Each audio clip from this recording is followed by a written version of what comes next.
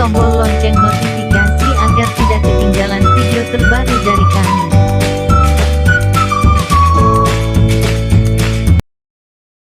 Kiai Haji Maksum Jauhari adalah legenda di Pondok Pesantren Lirboyo Kediri. Selain mengajar ilmu agama, Gus Maksum juga dikenal sebagai pendekar pilih tanding di tanah air.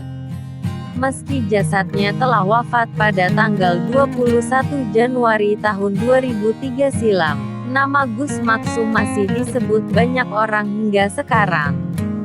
Gus Maksum adalah ikon kejayaan ilmu bela diri santri Pondok Pesantren Lirboyo. Ajang pertarungan silat pencak dor menjadi salah satu monumen kenangan yang ditinggalkan Gus Maksum semasa hidupnya. Gus Maksum adalah putra dari Kiai Haji Abdullah Jauhari di Kanigoro, Kediri. Usai menyelesaikan pendidikan dasar di SD Kanigoro, Gus Maksum melanjutkan pendidikan ke Madrasah Sanawiyah Lirboyo. Selebihnya sisa masa mudanya dihabiskan untuk berkeliling dari kota ke kota mencari ilmu silat, tenaga dalam, pengobatan, dan kejadukan. Salah satu tempat yang menjadi jujukan Gus Maksum belajar ilmu silat adalah Ahmad Fatoni, seorang pendekar di Rengas Dengklok, Karawang, Jawa Barat, yang beraliran Cikaret dan Cikalong.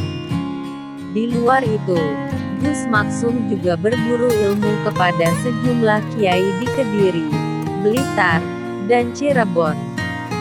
Murid kesayangan Gus Maksum, Badrul Huda Zainal Abidin atau Gus Bidin, keponakan Gus Maksum yang disebut-sebut mewarisi ilmu silat pamannya, menyebut jika Gus Maksum adalah pendekar yang tak memiliki lawan di masanya. Rambutnya yang dibiarkan gondrong menjadi ciri khas Gus Maksum hingga dijuluki pendekar si rambut api.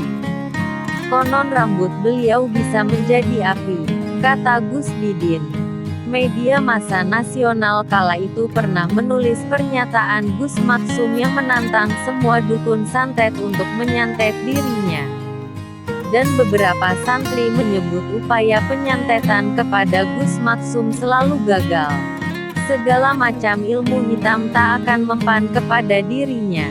Hingga kini Gus Bidin masih menempati rumah kediaman Gus Maksum, tepat di depan Masjid Lama Ponpes Lirboyo. Rumah itu tak banyak mengalami perubahan wajah selain penambahan beberapa ruang di belakang. Selain itu, keberadaan monyet-monyet yang dulu menempati halaman depan rumah Gus Maksum juga sudah tidak tampak. Penumpasan PKI. Di era penumpasan Partai Komunis Indonesia di wilayah Kediri dan sekitarnya, nama Gus Maksum berada di urutan teratas. Selain membela pesantren dan Nahdlatul Ulama yang menjadi musuh ideologis PKI, Gus Maksum punya alasan khusus untuk mengangkat senjata dalam penumpasan itu.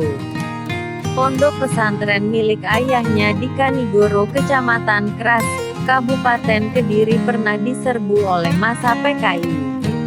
Bahkan di masjid pondok yang tengah dipergunakan kegiatan oleh aktivis Islam yang tergabung dalam Pelajar Islam Indonesia, PPI. Kala itu mereka sedang menggelar kegiatan mental training, mantra, di Kanigoro. Kanigoro terkenal sebagai basis PKI. Kawasan ini penghasil tebu untuk pabrik gula Ngadirejo. Buruh tani di sana kebanyakan berafiliasi dengan Barisan Tani Indonesia, BTI. Di masa itu, gerakan dan mobilisasi partai politik makin meningkat, baik berupa kampanye maupun pawai. Suatu pagi, usai menjalankan sahur di bulan Ramadan, massa PKI tiba-tiba merangsek ke sekitar Masjid Kiai Haji Abdullah Jauhari. Mereka menyisir perumahan warga untuk mencari peserta PII yang menginap di rumah warga. Sebagian massa menyerbu masjid dan melempar serta menginjak-injak Al-Quran. Tak hanya itu, peserta PII dan Kiai Abdullah Jauhari juga diarak menuju kantor polisi sektor. Setelah situasi reda, mereka kembali dipulangkan ke tempat asal. Perilaku massa PKI kepada ayahnya ini menjadi salah satu kemarahan Gus Maksum. Dalam peristiwa penumpasan PKI tersebut, almarhum Kiai Haji Idris Marzuki pernah menyampaikan jika kala dirinya berbagi tugas dengan Gus Maksum, Kiai Idris Marzuki bertanggung jawab atas kelangsungan pendidikan pondok, sedangkan Gus Maksum berperang menumpas PKI dengan dibantu TNI. Kiai Wong Cilik, meski berstatus pengasuh di pondok pesantren Lirboyo, Gus Maksum tak pernah memutus jarak dengan masyarakat di luar pondok. Setiap hari tamunya berasal dari berbagai kalangan, mulai pejabat, politisi, hingga masyarakat biasa. Dan hebatnya, Gus Maksum tak pernah memberi perlakuan istimewa kepada tamu-tamu penting. Semua harus antri sesuai kedatangannya. Semasa hidup Gus Maksum juga tak dikenal sebagai kiai pondok. Alih-alih menjaga kewibawaan, Gus Maksum justru kerap keluyuran untuk berinteraksi dengan masyarakat di luar pondok. Setiap kedatangan Gus Maksum seperti karomah bagi siapapun yang dikunjungi untuk mengadukan persoalan sehari-hari.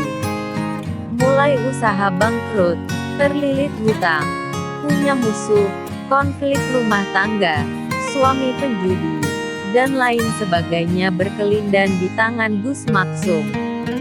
Beliau juga tak segan meresmikan musola kecil di dalam gang, meski kala itu pergaulannya sudah di jajaran elit. Kedatangan Gus Maksum selalu dieluk-elukan masyarakat. Gus Maksum tak hanya menjadi milik pondok Lirboyo, tetapi seluruh lapisan masyarakat yang mengenalnya.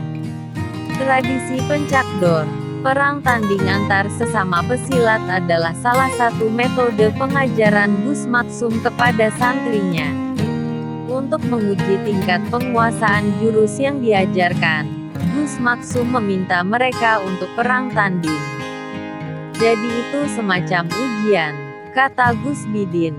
Hingga kini tradisi perang tanding ini masih dipertahankan oleh Gus Bidin sebagai pengajar silat yang menjadi ekstrakurikuler pendidikan pondok Lirboyo. Hanya saja, ajang pencakdor saat ini tak hanya dikhususkan untuk santri, tetapi terbuka lebar untuk masyarakat umum. Semua pendekar pencak bisa naik ke atas gelanggang untuk beradu silat dan saling menjatuhkan. Satu-satunya peraturan yang dibuat penyelenggara pertandingan adalah di atas lawan di bawah kawan. Artinya, tak boleh ada dendam di luar gelanggang meski sebelumnya terlibat adu jotos yang sangat keras. Itulah pencak yang diajarkan Gus Maksum.